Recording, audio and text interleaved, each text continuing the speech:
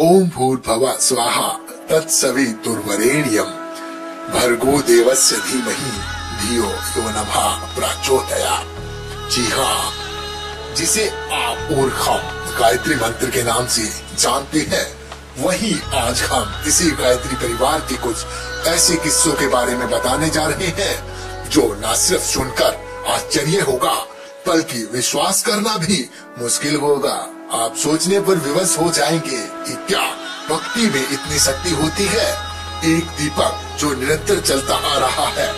दीपक तो आपने बहुत से देखे होंगे। आज हम आपको एक ऐसे दीपक के बारे में बताने जा रहे हैं जो न सिर्फ निरंतर चलता आ रहा है बल्कि उसे चलते हुए आज करीबन 90 साल हो गए हैं। हम बात कर रहे हैं उत्तराखंड के हरिद्वार में स्थित गायत्री परिवार के शांति कुंज प्रांगण में स्थित अखंड दीप की। आगरा के आवलखेड़ा में गुरुदेव पंडित श्री राम आचार्य जी के गुरु ने प्रज्वलित किया था। गुरुदेव के बाद अब इस शांति कुंज की देखभाल यहाँ के स्वयंसेवकों द्वारा की जा रही है, जो गायत्री परिवार के मूल मंत्र को लोगों तक पहुँचाने का कार्य करते हैं और मनुष्य के आत्मा विचेतना को जगाने का कार्य भी करते हैं। वही इन स्वयंसेवकों का मानना है कि जो गायत्री मंत्र का उच्चारण करता है उसे सद्बुद्धि प्राप्त होती है।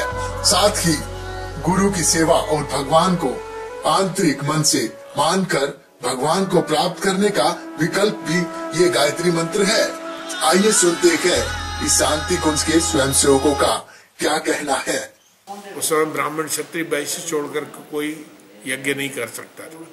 इन्होंने सबको बिठाना, सारी जाति के लोग गायत्री परिवार के नाम से गायत्री परिवार एक जाति हो गई और गायत्री जो जानता है, गायत्री जो जप करता है वो गायत्री परिवार, और वो यज्ञ करने का अधिकारी है। वहीं अगर इस शांति कुंज के संस्थापक गुरुदेव पंडित श्री रामाचार्य जी के बारे में बात करें तो यहाँ के स्वयंसेवकों का कहना है बचपन से ही भगवान की भक्ति में काफी विश्वास रखते थे और 7 साल की उम्र में ही हिमालय जाकर तपस्या करना चाहते थे, लेकिन उनके घर वालों ने उन्हें उस समय हिमालय जाने नहीं दिया। आइए जानते हैं शांति कुंज के संस्थापक गुरु जी के बारे में यहाँ के स्वयंसेवकों का क्या कहना है। छोटे थे तब भी ये यज्ञ किया करते थे, एकदम 7-8 साल के यज्ञ, रेत का यज्ञ बनाते थे और लकड़ी रख करके और स्वाहा गायत्री मंत्र बोल करके स्वाहा कहते थे। उस समय भी हिमालय जाने के लिए घर से भाग गए थे, रेलवे स्टेशन पहुंच गए थे। 8-10 साल के थे तो इनकी प्रतिभा उसी समय थी।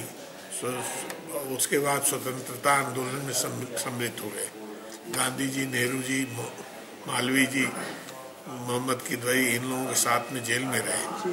अगर गायत्री परिवार के द्वारा मनुष्य को मन की शांति और आदर्श की बात करें तो गायत्री परिवार के अनुयायी सिर्फ भारत में ही नहीं बल्कि विदेशों में भी रहकर इसके आदर्शों पर चलते हैं। अगर इन आदर्शों की बात करें तो मनुष्य के सफल जीवन के लिए कई तरह के होर्डिंग द्वारा लोगों को समझाया गया है और गायत्री परिवार के उद्देश्यों को प्रचारित किया गया है।